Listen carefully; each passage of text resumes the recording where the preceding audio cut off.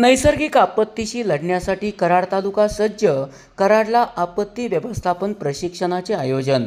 आपत्तीपूर्व व आपत्तीनंतरच्या उपाययोजनांची दिली माहिती.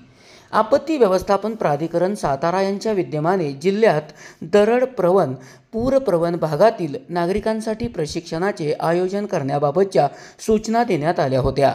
यानुसार तालुकानिहाय आपत्ती व्यवस्थापन प्रशिक्षणाचे आयोजन करण्यात आले होते. कराडला नुकतेच हे प्रशिक्षण पार पडले. प्रांताधिकारी अतुल मेहत्रे यांच्या मार्गदर्शनाखाली तहसीलदार कल्पना ढवळे, गटविकास अधिकारी प्रताप पाटील, निवासी नायब तहसीलदार बाबूराव राठोड, युवराज पाटील, प्रसाद देशपांडे यांच्यासह अधिकाऱ्यांनी या प्रशिक्षणाला उपस्थिती दर्शवली.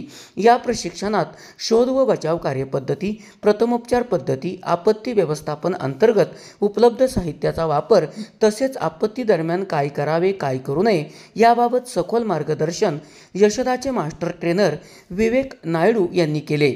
यावेळी कराड तालुक्यातील ग्रामपंचायत सदस्य, सरपंच, मंडलाधिकारी, ग्राम महसूल अधिकारी, पोलीस पाटील, ग्रामसेवक, अंगणवाडी सेविका, आशा सेविका यांनी प्रशिक्षण घेतले.